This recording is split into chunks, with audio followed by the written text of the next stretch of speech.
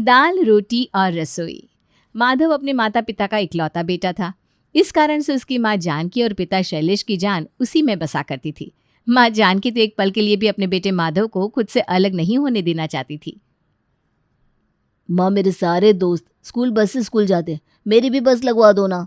अरे नहीं बेटा, स्कूल बस से स्कूल जाने के लिए 1-1.5 घंटा पहले निकलना पड़ता है। क्या ज़रूरत है स्कूल बस लगाने की? और वैसे भी पता नहीं कैसे ड्राइव करते होंगे बस वाले। तुम्हारे पापा 5 मिनट में जाकर छोड़ आते हैं ना। मम्मी, स्कूल में तो टीचर्स आपस में बात करने ही नहीं देते। सारे बच्चे कितने मज़े से बस में बैठकर मस्ती करते हुए स्कूल जाते हैं। मेरा भी मन करता है कि मैं उनके साथ बैठकर बस में स्कूल जाऊं, लेकिन आप लोग मेरी बात ही नहीं सुनते। माधव का स्कूल घर से कुछ ही दूरी पर था। उसके पापा स्कूटर से उसे स्कूल ले जाते और छुट्टी होने पर स्कूटर से वापस घर भी ले आते।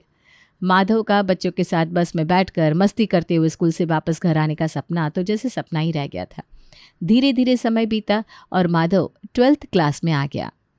मम्मा, मेरी स्कूल से सारे बच्चे 3 दिन के लिए ट्रिप पर जा रहे हैं, मुझे भी ट्रिप पर जाना है, जाने दो ना। अरे नहीं नहीं, ऐसे कैसे तुझे ट्रिप पर भेज दे?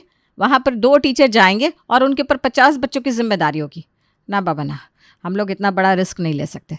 टीचर्स के भरोसे मैं अपना बच्चा नहीं छोड़ सकती। कौन तुम्हारे खाने पीने का ख्याल रखेगा? अभी तो तू अपना कोई भी काम खुद से नहीं कर पाता, हर काम के लिए मम्मी पर डिपेंडेंट है। 3 दिन तक कौन ख्याल रखेगा तुम्हारा? मना कर दे अपने टीचर को, हम अपने बच्चे को ट्रिप पर जाने की परमिशन नहीं दे सकते। मेरे सारे दोस्त जा रहे हैं मम्मी, मेरा भी मन करता है मैं उनके साथ घर से बाहर निकलूं, एंजॉय करूं, दुनिया देखूं, लेकिन आप लोग मुझे खुद से कुछ नहीं करने देते, घर से बाहर जाने का मौका ही नहीं मिलता। माधव, बस स्टैंड के पास मैथ्स की बहुत अच्छी कोचिंग है, सारे दोस्तों ने वहीं पर कोचिंग लगाई है, तू भी हमारे साथ वहीं कोचिंग ज्वाइन कर लेना। दोस्त की बात सुनकर माधव घर आकर अपने पापा से कोचिंग के बारे में बात करता है। माधव बेटा, तुम्हें पता भी है बस स्टैंड कितना दूर है यहाँ से, और रास्ते में कितना ट्रैफिक रहने लगा है। ऐसे अकेले कैसे जाओगे तुम इतनी दूर? तुम्हें कोचिंग की ज़रूरत है ना? ठीक है, मैं कोई टीचर अरेंज कर देता हूँ, घर पर आकर तुम्हें कोचिंग दे दिया करेंगे। आने जाने का समय भी बचेगा, और वैसे भी आजकल ट्रैफिक की हालत इतनी ख़राब है कि मन ही नहीं होता बच्चों को बाहर कहीं अकेले भेजे। मैं छोटा बच्चा नहीं हूँ पापा, बड़ा हो गया हूँ। मेरे दोस्त बाइक चलाने लगे हैं, कुछ दोस्तों को तो गाड़ी तक चलानी आ गई है, और आप मुझे अकेले बस स्टैंड तक नहीं जाने देते। बेटे की जिद करने के बाद बड़ी मुश्किल से माधव के पापा उसे कोचिंग लगाने की परमिशन देते हैं। पहली बार माधव घर से बाहर निकला था। दोस्तों के साथ कुछ टाइम बिताना, मम्मी पापा के बिना घर से बाहर निकलना, ये आज़ादी उसे बहुत अच्छी लग रही थी। लेकिन उसके घर से जाने के बाद उसकी माँ बेचैन सी रहती। जब तक वो कोचिंग से लौट कर ना आ जाता, वो परेशान ही रहती। तो माधव, क्या सोचा है 12th के बाद, क्या करने वाला है तू? अभी तो कुछ सोचा नहीं है यार, जैसा मम्मी पापा कहेंगे वही करना पड़ेगा। कब तक मम्मी मम्मी करता रहेगा यार? अपनी लाइफ के डिसीजन को लीड करना सीख। तेरी खुद की कोई इच्छा नहीं होती क्या? मैं तो आगे की स्टडीज़ करने के लिए दिल्ली जा रहा हूँ, हॉस्टल लाइफ की मज़े लूँगा, बिंदास जीऊँगा। तू जा सकता है, लेकिन मेरा कोई चांस नहीं है। मेरे पेरेंट्स मुझे कभी भी हॉस्टल में नहीं भेजने वाले।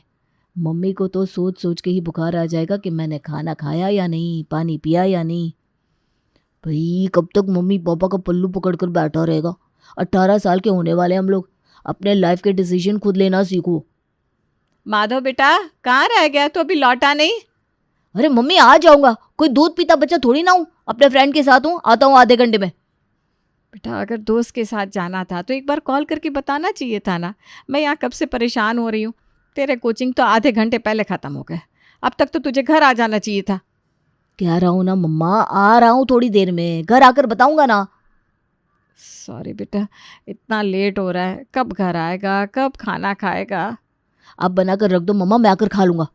अरे ठंडा खाना कैसे खाएगा लल्ला?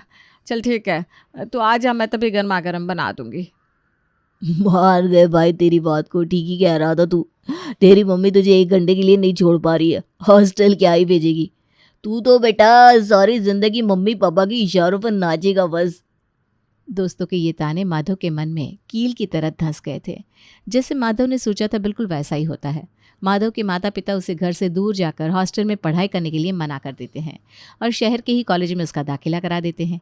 समय बीतता है और माधव ग्रेजुएशन करने के बाद अपने पापा के साथ ही अपना फैमिली बिजनेस संभालने लगता है। माधव की उम्र 25 साल हो गई थी और धीरे धीरे अब उसके लिए रिश्ते आने शुरू हो गए थे शादी के बाद। पापा, एक ही दुकान पर हम दोनों बैठ रहे हैं, ऐसे तो कोई फ़ायदा नहीं है ना। आप अपनी दुकान संभालिए। मैंने सोचा है कि मैं शहर जाकर कोई अच्छी नौकरी पकड़ लेता हूँ। वैसे भी दुकान में मेरा मन नहीं लगता। मैंने जॉब के लिए अप्लाई कर दिया है और बात भी बन गई है। अच्छी सैलरी मिल रही है। राधिका भी जॉब करना चाहती है, वो भी वहीं पर अपने लिए कोई नौकरी देख लेगी। अरे बेटा, लेकिन अपना घर यहाँ है, तुम शहर क्यों जाओगे? हैं? कहाँ रहोगे? कैसे होगा सब मैनेज? सब हो जाएगा माँ, मैंने सब इंतज़ाम कर लिया है। एक फ्लैट भी देख लिया है। हम 2 ही तो लोग हैं। 3 कमरे के मकान में आराम से हमारा गुजारा हो जाएगा। आप चिंता मत करिए, हम संभाल लेंगे। क्या? तू घर से इतनी दूर अकेले रहेगा? आज तक तुझे कभी एक दिन के लिए भी खुद से दूर नहीं जाने दिया मैंने, और तू अकेले शहर में जाकर रहने की बात कर रहा है। माँ मैं कोई छोटा बच्चा नहीं रहा, बड़ा हो गया हूँ, शादी हो गई है मेरी। जब तक छोटा बच्चा था आप लोगों ने मेरी ज़िंदगी के सारे फैसले अपने अनुसार लिए ना, लेकिन अब तो कम से कम रोक टोक करना बंद कर दीजिए। वो ठीक कह रहा है भाग्यवान। शादी हो गई है तुम्हारे बेटे की, अब ये उसकी ज़िंदगी है, उसे अपने तरीके से जीने दो। उसका जहाँ मन करे जैसे मन करे रहने दो उसे। एक बार बच्चे बड़े हो जाते हैं फिर उनके जीवन पर माता पिता का कोई कंट्रोल नहीं रहता। तुम अपनी भावनाओं पर काबू रखो। अरे ऐसे कैसे जाने तू? आप समझ भी रहे हैं ये क्या कह रहा है? यही दुनिया का नियम है भाग्यवान। बच्चे एक बार उड़ना सीख जाते हैं तो घोंसलों में बंद कर नहीं रहते। तुम जाओ बेटा, अपना जीवन संवारो। तुम्हारी माँ को मैं समझा दूंगा। थोड़ा समय लगेगा लेकिन समझ जाएगी। कुछ दिनों में माधव अपनी पत्नी राधिका के साथ शहर में शिफ्ट हो गया था। माधव, हमारी तो ऐसी कोई बात नहीं हुई थी ना कि शादी के बाद हम लोग मम्मी पापा से अलग रहेंगे? फिर अचानक से क्या हुआ तुम्हें? अचानक से कुछ नहीं हुआ राधिका। मैंने बहुत पहले से सोच कर रखा था कि शादी के बाद मुझे अपना अलग घर बनाना है। बचपन से मम्मी पापा ने मुझे इतना ज़्यादा कंट्रोल करके रखा है ना कि अब मैं अपनी ज़िंदगी को खुलकर जीना चाहता हूँ। तुम्हें पता है, मेरे दोस्त हॉस्टल में रहते थे। वो आकर मुझे बताते थे कि हॉस्टल की लाइफ कितनी बिंदास होती है। पेरेंट्स की कोई रोक टोक नहीं, ना हर बात का किसी को जवाब देना पड़ता है। अपनी मर्जी से सो, अपनी मर्जी से जागो, जो मन करे खाओ पियो, मन करे पढ़ो, नहीं तो दोस्तों के साथ मस्ती करो। मैंने तो लाइफ में ये टाइम कभी देखा ही नहीं। जो मम्मी बनाती थी वही खाना पड़ता था। बाहर का खाना खाने की सख्त मनाही थी, क्योंकि मम्मी को हमेशा यही लगता था कि बाहर का खाना अनहेल्दी होता है। अकेले उन्होंने मुझे कहीं भी जाने नहीं दिया, क्योंकि वो किसी पर ट्रस्ट नहीं कर पाते थे। उनके ओवर पॉजिटिव बिहेवियर की वजह से मैं अपनी लाइफ को कभी एंजॉय ही नहीं कर पाया। दोस्तों की बर्थडे पार्टी में भी जाता था तो पापा मुझे छोड़ने जाते थे और सबसे पहले लेने के लिए भी पहुंच जाते थे। खुलकर जीने के लिए तरस रहा हूँ मैं। इसीलिए मैंने पहले ही सोच लिया था कि शादी के बाद मैं अलग शिफ्ट हो जाऊंगा। अपनी लाइफ को अपने तरीके से एंजॉय करके जीना चाहता हूँ यार। कब तक मम्मी पापा के इशारे पर नाचता रहूँगा? ये कैसी बात कर रहे हो तुम? जिन बातों को तुम मम्मी पापा का बंधन समझ रहे हो ना, वो उनका प्यार था तुम्हारे लिए। तुम इकलौते बच्चे हो उनके, और पेरेंट्स के मन में इनसिक्योरिटी होती ही है। तुम ओवर रिएक्ट कर रहे हो। और कौन सा घर बनाने की बात कर रहे हो? हाँ, ये तुम्हारा ही घर है। तुम्हारे पेरेंट्स ने इतने प्यार से ये घर तुम्हारे लिए बनाया है। इसे छोड़कर और कौन सा घर बनाओगे? तुम्हें तो तुम्हारे पेरेंट्स से घर से दूर जाकर पढ़ने की परमिशन दी। तुमने अपनी लाइफ के सारे डिसीजन खुद लिए।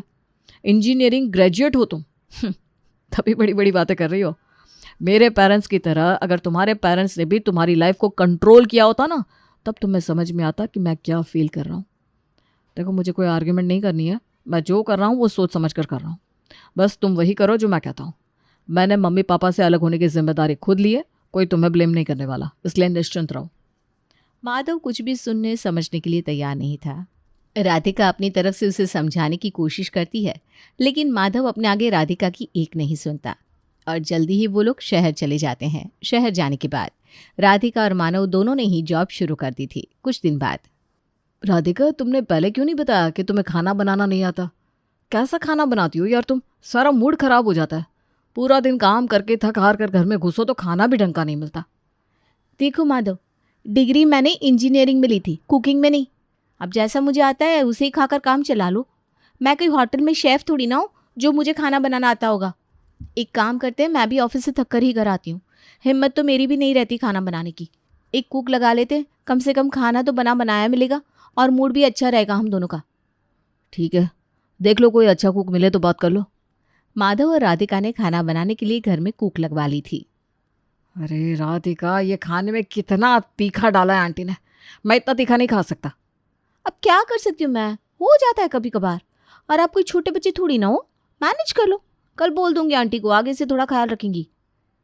पत्नी की बात सुनकर अचानक माधव की आंखों के सामने कुछ यादें आ जाती है। मम्मी ये क्या डाल दिया आपने सब्जी में? मुझसे ये बिल्कुल नहीं खाया जा रहा। अरे क्या हुआ बेटा, तेरी आंखों से पानी क्यों निकल रहा है? इस सब्जी में तीखा ज़्यादा हो गया है क्या? मुझे नहीं पता, मुझसे एक टुकड़ा भी नहीं खाया जा रहा। रुक जा, मैं अभी तेरी सब्जी में थोड़ा सा देसी घी मिला देती हूँ, तीखा कम हो जाएगा। हाँ, माधव की माँ जाकर जल्दी से 2 चम्मच घी लाकर उसकी कटोरी में मिला देती है। अब खाकर देख बेटा, अभी भी तीखा लग रहा है क्या? माधव फिर से एक टुकड़ा खाता है। पहले से तो कम हो गया, लेकिन मुझसे अभी भी नहीं खाया जा रहा। आपने इतना तीखा क्यों बनाया? बेटा आज सब्जी में नमक मिर्ची ना तुम्हारे पापा ने डाली है। दरवाजे पर पड़ोस वाली आंटी आ गई थी ना, मैं उनसे बातें करने लगी, इतनी देर में तुम्हारे पापा ने जाकर सब्जी में मसाला डाल दिया। वरना तुझे तो पता है ना मैं कितना ख्याल रखती हूँ कि सब्जी में तीखा ज़्यादा ना हो। मुझे पता है तू नहीं खा पाता ज़्यादा मिर्ची। अच्छा एक काम कर, तू रहने दे सब्जी को, मैं तेरे लिए थोड़ी सी दाल बना देती हूँ। इतनी देर में आप दाल बना कर लाओगे, तब तक मेरी भूख ही खत्म हो जाएगी। अच्छा एक गिलास दूध दे दूँ? दूध से खाना खा लेगा लल्ला? नहीं, दूध से रोटी नहीं खानी, और कुछ नहीं है क्या? अच्छा मैं ना घी बुरा बना देती हूँ, इससे खाएगा है? अब ठीक है? हाँ ठीक है। अरे खाओ ना, रोटी घूर क्यों रहे हो यार? फटाफट खाना खाओ, फिर सोने चलते हैं, सुबह जल्दी भी उठना है। माँ होती तो कभी ऐसे ना कहती। मम्मी को मेरी छोटी सी छोटी बात का कितना ख्याल रहता था। पहली बात तो कभी खाने में मिर्च तेज़ होती ही नहीं थी, और कभी गलती से हो भी जाए तो मम्मी 10 तरह के ऑप्शन लेकर हमेशा तैयार खड़ी रहती थी। क्या बात है माधव, मेरे हाथ का खाना तो तुम्हें कभी पसंद नहीं आता था। अब देख रही हूँ आजकल तुम कुक के हाथ का खाना खाने से भी खुश होकर नहीं खाते, हमेशा चेहरा उतरा रहता है तुम्हारा। प्रॉब्लम क्या है यार? राधिका सही बताओ तो 4 दिन बाहर का खाना खाने के बाद मुझे समझ में आ गया कि माँ के हाथ की दाल रोटी में कितना स्वाद था। माँ हमेशा गर्मा गर्म रोटियां बनाकर मेरी थाली में रखती थी, लेकिन मुझे उन चीज़ों की कभी कोई वैल्यू नहीं थी। मैं हमेशा बाहर का खाना खाने के लिए तरसता रहा, और अब जब हफ्ते में 3 दिन हम लोग बाहर का खाना खाते हैं तो अब मैं माँ के हाथ के खाने को मिस करता हूँ। तुम्हें पता है अक्सर मैं बेमन से ही खाना खाता था। अपने दोस्तों को देखकर मैं कभी बाहर से खाना मंगाने या जंक फूड खाने की जिद करता तो मम्मी कहती, बाहर का खाना क्यों खाना है, पता नहीं कैसे तेल मसाले से बनाते हैं, तुझे जो खाना है मैं घर में बना कर दूंगी। माँ के इस प्यार को मैंने हमेशा बंधन समझा, और कभी उनकी मेहनत और प्यार को समझ ही नहीं पाया। बुरा मत मानना, लेकिन तुम्हारे हाथ के खाने में वो स्वाद है ही नहीं जो मम्मी के हाथ में था। मैं क्यों बुरा मानूंगी? मैंने तो तुम्हें पहले दिन ही बता दिया था ना, कुकिंग ना तो मेरी हॉबी है और ना ही मुझे कुकिंग पसंद है। इसलिए मम्मी जी से तो मैं अपना कोई कंपैरिजन कर ही नहीं सकती।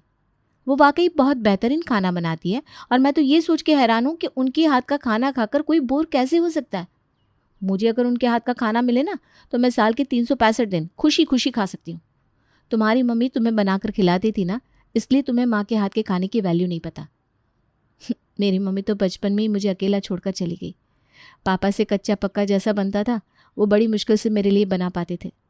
ज़्यादातर पापा के पास टाइम ही नहीं होता था, इसलिए हम लोग टिफ़िन का ही खाना खाते थे। जो मज़ा घर की दाल रोटी में है ना, वो बाहर की सुख सुविधा, ऐशो आराम और शाही पनीर में हो ही नहीं सकती। किसी ने ठीक ही कहा है, जो चीज़ आसानी से मिल जाती है उसे हम टेकन फॉर ग्रांटेड लेने लगते हैं। तुम ठीक कह रही हो, ये बात समझने में मैंने बहुत समय लगा दिया। शायद बहुत देर हो गई है। मैंने माँ का कितना दिल दुखाया है। मैं ऑफिस से आता था तो मम्मी तुरंत चाय नाश्ता लेकर हाजिर हो जाती थी। तुमसे शिकायत नहीं कर रहा हूँ, जानता हूँ तुम भी जॉब पर जाती हो, लेकिन आज से दूर होने के बाद उनकी हर बात याद आती है मुझे। उनका मेरा हर पल चिंता करना, मेरे लिए परेशान रहना। मैं तो हमेशा से जानती थी माधव कि तुम्हें घर की दाल रोटी की कीमत समझने में ज़्यादा समय नहीं लगेगा, इसीलिए मैंने बात को ज़्यादा बढ़ाया नहीं था और मैं चुपचाप तुम्हारे साथ चली आई थी। वैसे भी जो बातें खुद ठोकर लगने के बाद समझ में आती है ना, उनका असर ज़्यादा गहरा होता है। तुम ठीक कहती हो, मुझे समझ में आ गया है। चलो अपने घर चलते हैं। पर माँ मुझे माफ़ तो कर देगी ना? अरे क्यों नहीं, वो अभी भी तुम्हारी बहुत चिंता करती है। दिन में 2 बार फ़ोन आता है उनका, बस यही कहती रहती है तुम्हारे खाने पीने का ख्याल रखूँ मैं। वैसे एक बात बताओ, मैं पहले से जानती थी तुम्हें ज़्यादा तीखा खाने से प्रॉब्लम होती है, इसलिए मैंने जानबूझकर तुम्हारी सब्जी में खूब सारी मिर्ची डलवाई। क्या कहा? ये सब तुमने किया? और नहीं तो क्या। अब तुम खुद ही सोचो, एक लड़की जिसके घर में खाना बनाकर खिलाने के लिए माँ भी ना हो, वो इतना बेकार खाना बनाएगी क्या? सब प्लानिंग थी मेरी, जानबूझकर तुम्हें बाहर का खाना खाने के लिए मजबूर किया मैंने। अरे भाई, तुम्हें एहसास भी तो कराना था ना कि माँ की और घर की इम्पोर्टेंस क्या होती है। वैसे जो झूठ किसी के भले के लिए बोला जाए ना, वो झूठ झूठ नहीं होता। मानती हो ना तुम? बिल्कुल। और तुम्हारा तीर तो वैसे भी बिल्कुल निशाने पर जाकर लगा है। मुझे समझ में आ गया है कि घर की दाल रोटी बाहर के पकवान से अच्छी होती है। तो फिर चले वापस? पर माँ मुझे अपना तो लेगी ना? अरे माँ तुम्हारा इंतज़ार कर रही है, इसमें अपनाने जैसी कोई बात ही नहीं है। चलो चलो, अब टाइम वेस्ट मत करो। माधव वापस अपने घर जाता है और अपनी माँ के पैर पकड़कर आज तक की हुई सारी नादानियों के लिए माफ़ी मांग लेता है।